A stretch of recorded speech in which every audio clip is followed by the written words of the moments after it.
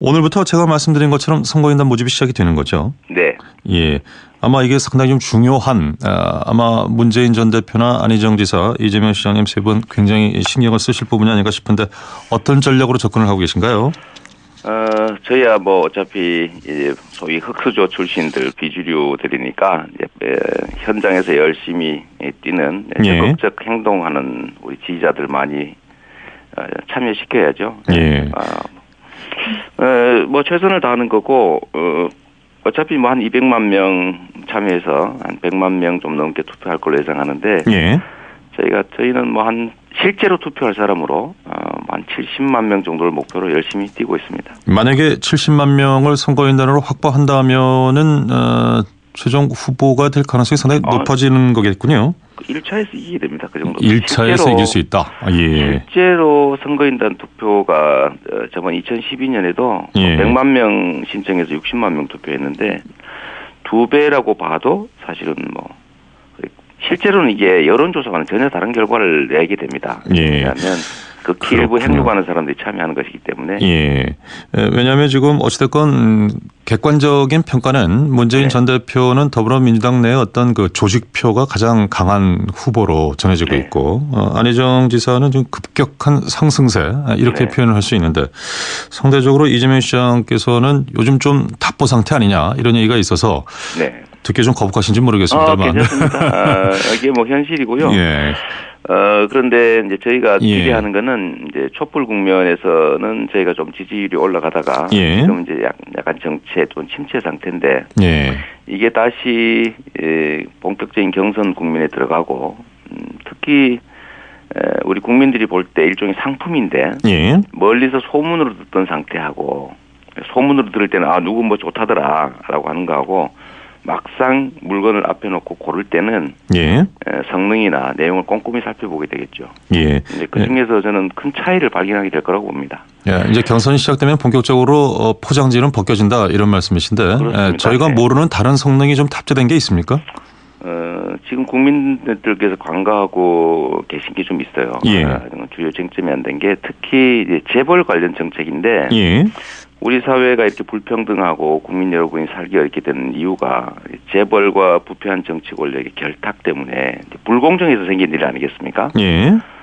그런데 저의 뭐 제일 큰 경쟁자라고 할 수 있는 우리 문재인 후보님의 그 재벌에 대한 정책들을 국민들이 보시면은 재벌들을 개혁하겠다고 말씀하시는데 실제는 재벌들을 도와주는 정책을 주로 하세요. 제가 예를 하나 들어보면 우리가 복지 확대해야 되고 증세해야 된다고 하는 건 모두가 공감하는데 또 복지를 확대하고 재벌들의 과도한 초과 수익을 세금으로 환수해서 국민의 소득을 늘려야 경제가 살아난다는 걸 모두가 알고 있는데 지금 문재인 후보 같은 경우는 재벌들에 대한 법인세 증세, 법인세 정상화를 반대하세요. 지금 명백하게 반대를 표명한 건 아니지 않나요? 아닙니다. 증세 대상에서 제외했고요. 실효세율을 올리는 얘기만 했습니다. 이제 감면만 좀 규제하겠다 이런 건데. 아마 그 실효세율을 높인 다음에 실효세율을 부과한 이후에 다시 그러해도 안 되면은 법인세를 올리는 방안 검토하겠다. 이게 정확한 워딩 아닌지 모르겠습니다. 현재 상태로는 안 올리는 대상에 제외한 건 사실이죠. 그렇군요. 두 번째는 재벌들이 내고 있는 법정 부담금이 있는데 예를 들면 무슨 개발을 해서 이익을 얻으면 학교용지 부담금, 개발 이익 돌려주고 그래야 그 비용을 조달하지 않습니까 국민들이. 그런데 그게 연간 15조 원을 넘는데 그 법정 부담금을 다 깎아주는 법을 만들겠다고 공약하셨거든요. 그러면 국민들이 1인당 연간 30만 원씩을 세금을 더 내야 됩니다. 거기다가 예를 들면 불법 재산 환수 이재용에 대한 범죄 행위로 얻은 수익들은 도로 환수해야 되지 않습니까? 근데 그 점에 대해서도 그렇게 뭐 긍정적이지 않으세요. 이런 점들 거기다가 뭐 여러 가지 정책들을 내시지만 핵심은 우리 사회의 재벌 또는 사회적 강자들에 대한 횡포를 억제해야 비로소 우리가 공정한 세상이 될 수 있는데 거기는 사실 내용은 반대거든요. 뭐 이런 점들이 좀 알려지면 예. 저희가 우세를 점할 수 있다고 생각합니다. 예, 뭔가 최근에 어떤 답보 상태를 극복하고 정면 대결에서 이길 수 있는 비법 중에 하나가 실질적인 정책 공약을 좀 더 들여다보면은 달라질 것이다 이런 말씀으로 들리는데. 그래서 저희가 계속 공개 토론을 요구하고 있죠. 예, 지금 공개 토론에 대해서는 문재인 전 대표의 입장은 정확하게 어떤 입장입니까?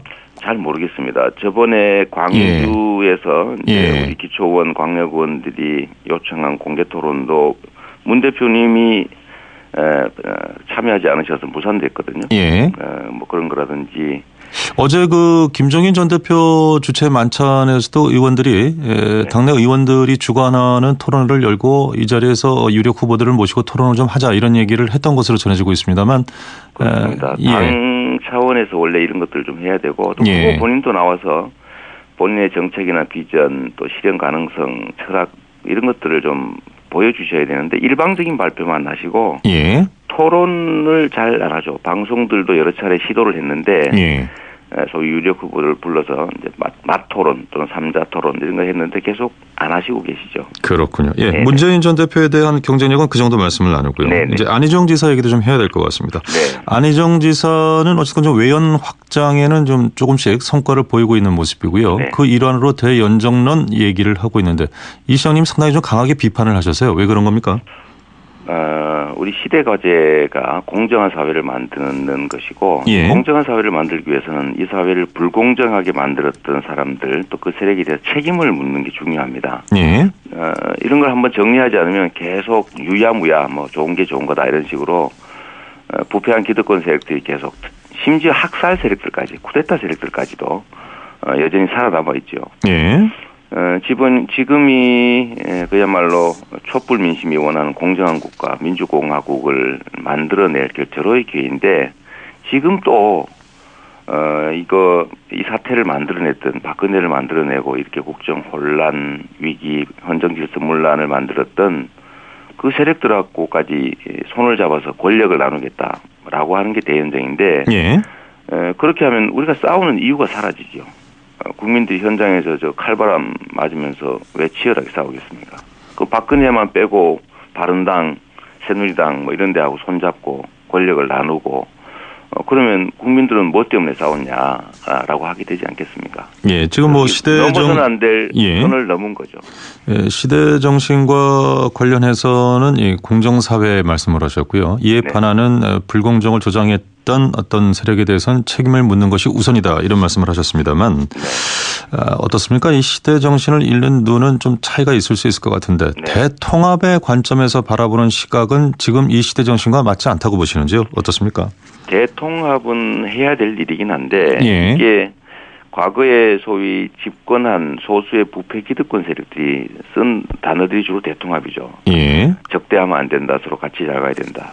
근데 우리가 이웃하고는 잘 지내야 되고 선량한 사람들과는 입장이 달라도 서로 다 이해하고 존중하면서 살아야 되지만 그중에 그 질서를 어지럽히는 범죄자들 예를 들면 도둑들하고 대통합을 할 수는 없지 않습니까? 같이 반쯤 도둑이 될 수는 없는 거죠. 선별해야 한다 그런 말씀이시군요. 지금의 알겠습니다. 상태가 그렇다는 거죠.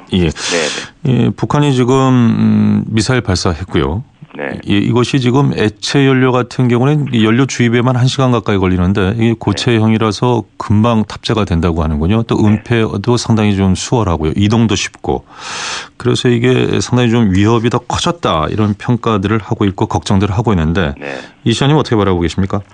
일단 북한이 예를 들면 이제 미사일 개발, 핵 개발을 통해서 이제 군사적 긴장을 고조하고 또 남한의 위협적 행동을 하는 것에 대해서는 뭐 우리가 당연히 규탄하고 또 책임을 요구해야 됩니다. 문제는 여기서 끝날 일이 아니라 문제 대책이 없다는 건데 근본적인 대책을 만들어야 될 때가 됐습니다. 그게 뭐냐면 전쟁으로 가는 길을 선택할 게 아니고 평화로 가는 길을 선택해야 되고 그러려면 근본적으로 이 남북 간의 정전협정을 평화협정으로 전환해야 됩니다. 그리고 이 체제 불안 때문에 오는 이 군비 경제이기 때문에 특히 북일 수교 또 북미 수교를 또 지원하고 한반도를 중심으로 한 이 동북아의 다자 안보 체제를 확보해 나가야 되는 거죠. 그런데 우리가 지금 뭘 하고 있냐면 서로 이해하고 존중하고 신뢰하고 같이 살아갈 방법을 찾는 게 아니라 예. 주로는 멸절시키기 위해서 상대에 대해서 제재, 강압, 압박 일변도로 가고 있지 않습니까? 이러다 보니까 점점 경쟁이 군비 경쟁으로 가고 있는 거죠. 예. 그래서 저는 최고의 안보는 평화다. 최고의 안보 정책은 우리가 서로를 인정하고 공존하고 위협을 느끼지 않게 하는 것이다. 라는 차원에서 예. 좀 더 근본적으로 대화 협상 정책으로 좀 전환하고 그걸 기반으로 신뢰를 쌓아가면서 예. 평화협정 체계로 좀 전환할 필요가 있다고 생각합니다. 이 대북 정책은 그동안 돌이켜 보면은 제재와 이를테면 협상 이것이 이제 번갈아 가면서 진행이 되지 않았습니까? 근데 네. 이제 이 번갈아 진행됐던 배경은 우리 측의 주도가 아니고 네. 사실은 북한의 태도 여하에 따라서 변화해 왔던 측면이 있습니다. 그런 네. 측면에서 장기적 평화를 위해서는 신뢰와 이해를 쌓아야 된다는 부정할 부분은 없겠습니다만 네. 지금 현 상황 계속되는 미사일 도발이라든가 네. 또 바로 이 김정남 이복형을 피살한다든가 네. 이런 상황들로 봤을 때 지금 현 단계가 지금 말씀하신 일방적인 어떤 신뢰와 이해 쪽으로 갈 수 있는 상황인가? 시기적인 측면에서 어떻게 보시는지요? 당장은 어렵죠. 그런데 우리가 예. 10년 동안 보수 정권이 해왔던 것이 대화 채널 끊고 개성공단 철수하고 금강산 폐쇄하고 예. 계속 대결 정책을 펴왔지 않습니까? 예. 제가 말씀드리는 것은 이 제재 압박 일병도의 강경책만 썼기 때문에 병행하자 이런 말씀이시군요. 효과가 없기 때문에 병행할 필요가 있습니다. 예, 알겠습니다. 예, 최근에 더불어민주당에서 유력 주자로 거론됐던 박원순 서울시장, 김부겸 의원이 출마를 포기했습니다. 때문에 요즘 컨벤션 효과를 누리기에는 너무 일방적인 경선으로 가서 재미가 없어지는 것 아니냐 이런 얘기들 좀 나오고 있는데 어떻게 보세요, 이 시장님은? 저도 가장 아쉽게 생각하는 부분이 그 두 분이 경선을 포기한 겁니다. 예. 저는 좀 당이 그분들에 대한 배려를 충분히 좀 했으면 하는 생각이었고 또 실제로 또 그 그만두는 포기 선언하는 날까지도 예. 당에도 그런 요청을 좀 드렸는데 좀 배려가 좀 더 있었더라면 이렇게까지는 안 됐을까라는 아쉬움이 좀 있고요. 예.